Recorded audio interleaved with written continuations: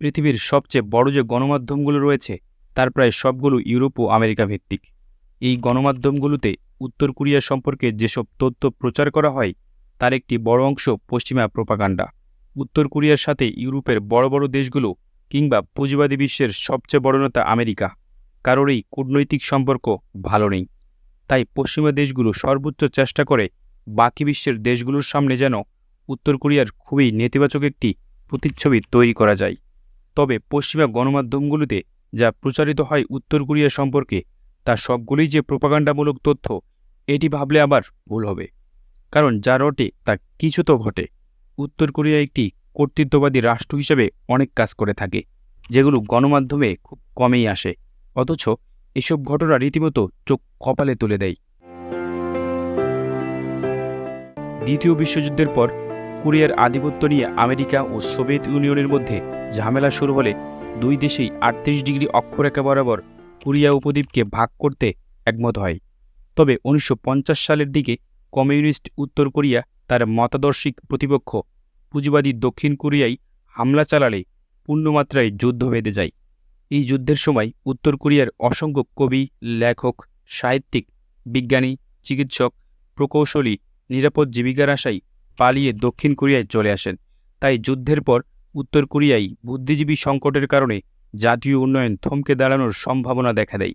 এই সংকট থেকে উত্তরণের জন্য উত্তর কোরিয়ার জাতির পিতা কিম ইল সাং পরিকল্পনা করেন বাইরের দেশ থেকে সুযোগমতো প্রতিভাবান ব্যক্তিদের অপহরণ করে উত্তর কোরিয়ায় নিয়ে আসা হবে। এমনকি সুপরিকল্পিতভাবে অপহরণের জন্য সরকারের পক্ষ থেকে একটি বিভাগও খোলা হয়েছিল।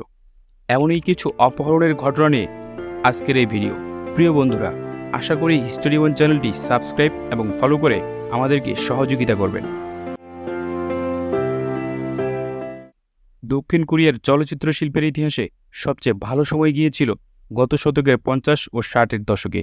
এই সময়ে পরিচালক ও প্রযোজক সিন সাং ওক প্রায় 70টি চলচ্চিত্র পরিচালনা এবং প্রায় 100টি চলচ্চিত্রের প্রযোজনা করেন। তার পরিচালনায় পুরো দক্ষিণ কোরিয়ার ফিল্ম ইন্ডাস্ট্রি জেগে উঠেছিল। তুমুল জনপ্রিয়তা লাভ করে তার অসংখ্য চলচ্চিত্র। তাকে সেই সময়ে বলা হতো Prince of south Korean cinema. কিন্তু পরবর্তীতে তার ব্যক্তিজীবনে ঝামেলা, কিংবদন্তি অভিনেত্রী চয় ইয়ং হির সাথে তার বিচ্ছেদ ও দক্ষিণ কোরিয়া সরকারের মাত্রাতিরিক্ত সেন্সরশিপ আরোপের কারণে তার একচ্ছত্র জনপ্রিয়তায় ভাটা পড়ে। তিনি হতাশ হয়ে পড়েন। এই সুযোগ কাজে লাগায় উত্তর কোরিয়া। দেশটির গোয়েন্দারা প্রযোজক সেজে তার কাছে ধর্ণা দেয়। তাকে চলচ্চিত্র নির্মাণের ব্যাপারে আলোচনার জন্য হংকংয়ে গমন করতে বলে। পরে সেখান থেকে তাকে অপহরণের পর উত্তর কোরিয়ায় নিয়ে আসা হয়। প্রায় একইভাবে তার সাবেক স্ত্রী চয় ইয়ং হিকেও উত্তর কোরিয়ায় নিয়ে আসা হয়। উত্তর কোরিয়ায় তাদেরকে বিলাসবহুল জীবনযাপনের সুযোগ করে দেয়া হয় এবং উত্তর কোরিয়ার সর্বোচ্চ নেতা কিম ইল সাংয়ের অনুরোধে তিনি প্রায় 15টি চলচ্চিত্র নির্মাণ করেন। 1977 সালের নভেম্বর মাসের এক বিকেলে বান্ধবীদের সাথে খেলা শেষ করে ঘরে ফিরছিল 13 বছর বয়সী জাপানি শিশু মেগুমি ইয়াকোতা। বাড়ি থেকে যখন তার দূরত্ব অতি অল্প তখনই সে নিখোঁজ হয়। যথাসময়ে বাড়িতে ফিরে না আসায় তার বাবা মা বুঝতে পারে যে কিছু একটা ঘটেছে। তারা বাড়ির আশেপাশে তন্ন তন্ন করে খোঁজ চালান, কিন্তু সন্ধান পাওয়া যায়নি। এদিকে নিখোঁজ হওয়ার পর যখন মেগুমি ইয়াকোতা চোখ খোলেন তখন তিনি দেখতে পান তাকে একটি মাছ ধরার অত্যাধুনিক স্পিডবোটে করে উত্তর কোরিয়ায় নিয়ে যাওয়া হচ্ছে। মেগুমি ইয়াকোতা ছিলেন সেই 17 দুর্ভাগা জাপানি নাগরিকদের একজন যাদের উত্তর কোরিয়ার গোয়েন্দারা অপহরণ করে তাদের দেশে নিয়ে গিয়েছিল। আনুষ্ঠানিক হিসেবে সংখ্যাটি মাত্র 17 হলেও বাস্তবে নাকি শতাধিকও হতে পারে, এমনটাই দাবি করেন অনেক জাপানি। 1977 থেকে 83 সালের মধ্যবর্তী সময়ে সবচেয়ে বেশি জাপানি নাগরিককে অপহরণ করা হয়েছে। তবে উত্তর কোরিয়ার অপহরণ প্রকল্পের সবচেয়ে বেশি সংখ্যক ভিকটিম জাতি জাপানি হলেও অন্যান্য দেশ থেকেও অপহরণের ঘটনা ঘটেছে।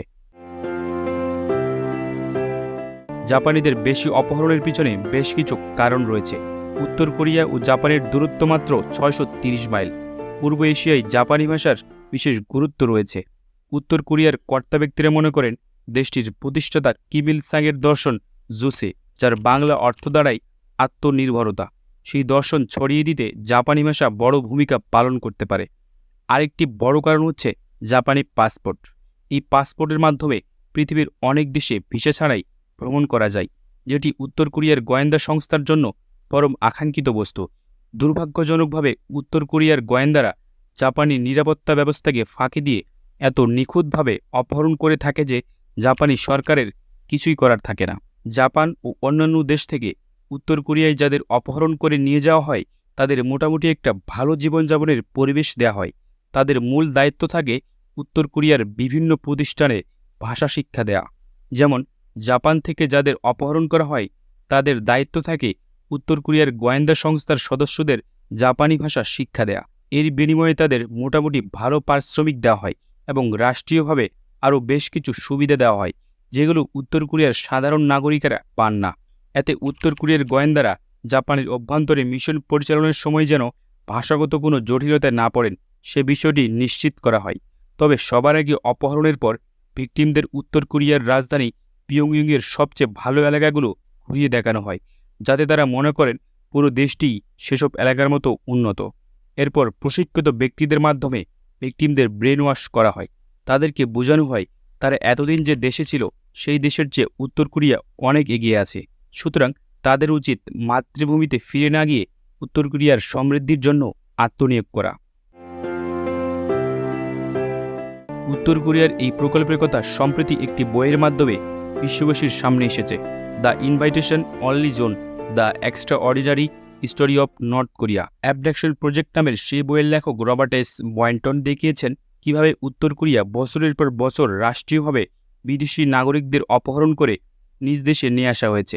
লক্ষণীয় ব্যাপার হচ্ছে এই প্রকল্পের অধীনে সবসময় বেসামরিক মানুষদের উদ্দেশ্য করে অপহরণ কর্মকাণ্ড পরিচালনা করা হয়েছে যাদের হাতে কখনো অস্ত্র থাকে না কিংবা যাদের বাধা দেওয়ার মতো তেমন কোনো সক্ষমতা নেই। বর্তমানে এই প্রকল্পের কথা প্রতিবেশী দেশগুলো জেনে ফেলায় আরও বেশি সতর্কতা অবলম্বন করা হচ্ছে। উত্তর কোরিয়ার নাগরিকদের বিরুদ্ধে নজরদারি বাড়িয়ে দেওয়া হচ্ছে পুরো বিশ্বেই।